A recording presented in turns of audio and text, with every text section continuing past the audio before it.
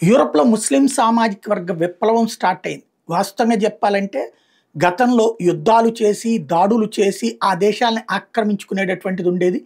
అలాంటప్పుడు యూరప్ వాళ్ళు ఇతర దేశాల మీదకి వెళ్ళి మనకి చూసాం గదా! బ్రిటనోళ్ళొచ్చి మన దేశం మీద ఎట్లా ఆక్రమించుకున్నారో ఇట్లాంటివి ఉండేవి. అప్పుడు ముస్లిం రాజులు దండయాత్రలు చేసి ఆక్రమించుకున్నటువంటి వాటిని బ్రిటిష్ వాళ్ళో, ఫ్రెంచోళ్ళో, డచ్చోళ్ళో వీళ్ళందరూ వెళ్ళి వాళ్ళని ఓడించి ఆక్రమించుకునేయండి. అయితే ఇప్పుడు ప్రజాస్వామ్య సూత్రాలని అడ్డుపెట్టి, చట్టాలను అడ్డం పెట్టి, ఆ దేశాల మీద ఏ యుద్ధము చేయకుండా స్వాధీనం చేసుకునేటువంటి దిశగా అడుగుపెడుతుంది.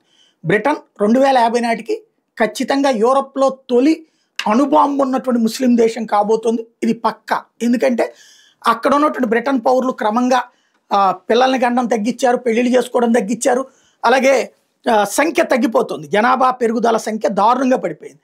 అదే సందర్భంలో అక్కడికి శరణార్థులుగా వచ్చి చివరికి ఫైనల్‌గా సెటిల్ అవుతున్నటువంటి ఎవరైతే ముస్లిం దేశాల నుండి వచ్చినటువంటి వాళ్ళు, ఆఫ్ఘనిస్తాన్ నుండినా, పాకిస్తాన్ నుండినా, బంగ్లాదేశ్ నుండినా, సిరియా నుండినా, లెబనాన్ నుంచినా ఇట్లాగా ఆయా దేశాల నుండి వచ్చినటువంటి వాళ్ళు స్థిరపడిపోయి వాళ్ళకి ప్రభుత్వం వసతులు కల్పిస్తుంటే వాళ్ళు పెద్దగా పని పాట ఏం చేయకుండా పిల్లల్ని కంట ఒక పనిగా పెట్టుకున్నటువంటి కారణంగా ఇప్పటికే 20-30% చేరిపోయినటువంటి పరిస్థితి.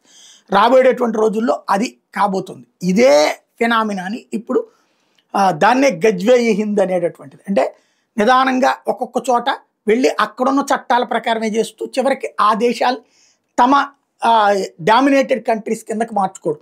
ఇప్పుడు సంఖ్య వీళ్ళు పెరిగి వీళ్ళకి ఓట్లు ఉన్నప్పుడు ఆటోమేటిక్గా వీళ్ళని ముందు పెట్టేటటువంటి పరిస్థితి ఉంటుంది. తద్వారా క్రమంగా ఆ రాజకీయాలు వీళ్ళ చేతుల్లోకి తీసుకునేది. భవిష్యత్తులో త్వరలో అమెరికా, ఫ్రాన్సు, జపాన్ కూడా ఆ స్థితికే వెళ్ళబోతుంది.